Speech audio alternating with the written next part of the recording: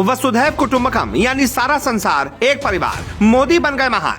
60 शहर, 500 बैठकें, 19 देश, 3 दिन। मोदी ने खींच दी कभी ना मिटने वाली लकीर। आधी रात लग गई सबसे बड़ी डील पर मुहर। प्रधानमंत्री मोदी ने एक झटके में बदल दी दुनिया की सियासत।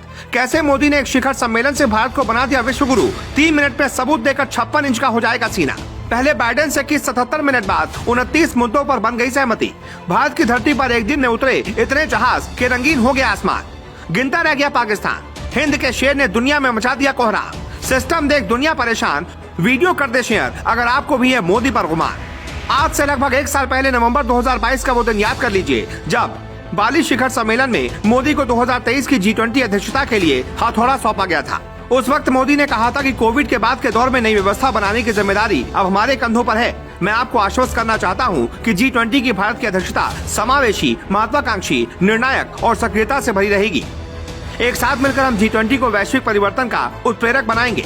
और आज मोदी की बातें सच होती हुई दिखाई पड़ रही हैं। मोदी के एक कदम ने भारत को विश्वगुरु बनने के और करीब ला दिया, क्योंकि जो भी देश G20 की अध्यक्षता करता है उसका प्रमुख काम किसी विषय विशेष के प्रति सभी देशों के बीच सहमति बनाने पर होता है। इस बार G20 में 20 नहीं बल्कि 19 देश शामिल हुए। इसमें भारत, अर्जेंटीना, ऑस्ट्रेलिया से लेकर ब्राजील, कनाडा, चीन, फ्रांस और जर्मनी समेत इंडोनेशिया, इटली, जापान, कोरिया गणराज्य, मैक्सिको, रूस के अलावा सऊदी अरब, दक्षिण अफ्रीका, तुर्की, यूनाइटेड किंगडम और संयुक्त राज्य अमेरिका और यूरोपीय संघ है।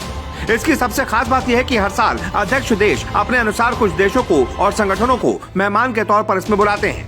और भारत ने बांग्लादेश, इजिप्ट, मॉरिशस, नीदरलैंड के साथ साथ नाइजीरिया, ओमान, सिंगापुर, स्पेन और संयुक्त अरब अमीरात यानी कि UAE को आमंत्रित किया है।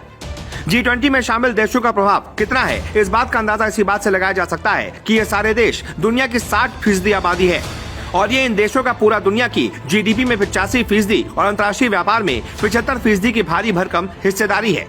अभी तक G20 की 17 बैठकें हो चुकी हैं और 18वीं बैठक की मेजबानी भारत कर रहा है। इतने मजबूत और प्रगतिशील देशों को अपने देश में बुलाकर मोदी ने बता दिया कि भारत को किसी भी मोर्चे पर कम नहीं आंका जाए, क्योंकि G20 में भारत की भूमिका कोई छोटी मोटी भूमिका नहीं है। G20 सम्मेलन में 3 स्तरों पर भारत की जरूरत सबसे ज्यादा और जरूरी है। सबसे पहले वैश्विक स्तर पर भारत नजरअंदाज नहीं किया जा सकता। बटी हुई दुनिया में भारत को अग्रणी भूमिका निभाते हुए लंबे समय तक छाप छोड़ना एक मुख्य उद्देश्य है। इसके अलावा विकासशील देशों के साथ मिलकर उनके मुद्दों को प्राथमिकता के साथ रखना भी भारत की जिम्मेदारी है। दूसरी बात है क्षेत्रीय स्तर की। भारत वैश्विक स्तर पर दक्षिण एशिया का अगुवा है, जिसकी वजह से दक्षिण एशिया के बाकी देशों को भी आगे बढ़ाने की जिम्मेदारी भारत की ही है। और तीसरी है घरेलू। आज सिर्फ भारत को ही नहीं बल्कि पूरी दुनिया को भारत की जरूरत है। ऐसे में G20 के द्वारा दुनिया भर में भारत के बढ़ते कद का घरेलू माहौल में साबित करना एक बड़ी जिम्मेदारी है। भारत अपने इस मौके को भुनाते हुए प्रमुख वैश्विक मुद्दों पर आम सहमति बनाने, सामूहिक कार्रवाई के लिए प्रयास करेगा और साथ ही साथ विकासशील देशों के एजेंडों का चैंपियन बनकर सबके होश उड़ा देने वाले प्रदर्शन करना चाहेगा।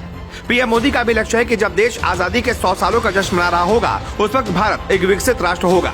आज दुनिया को ये बताने की जरूरत है कि अब भारत दुनिया का वैश्विक नेता बनने के लिए पूरी तरह से तैयार है। शायद यही कारण है कि G20 अध्यक्षता थीम थी वसुधैव कुटुंबकम या एक पृथ्वी, एक कुटुंब, एक भविष्य रखी गई है। चलते चलते ये भी जान लीजिए कि पिछले साल 8 नवंबर 2022 को पीएम मोदी ने G20 का लोगो लॉन्च करते हुए G20 थीम यानी वसुधैव कुटुंबकम, जिसका अर्थ है one earth, one family, one future. G20 के लोगो को तिरंगे के रंग में डिजाइन किया गया है, जो हमारे पृथ्वी समर्थक दृष्टिकोण और चुनौतियों के बीच विकास का एक अहम प्रतीक है। और इस महान तिरंगे की शान में कमेंट बॉक्स में जय हिंद तो बनता है।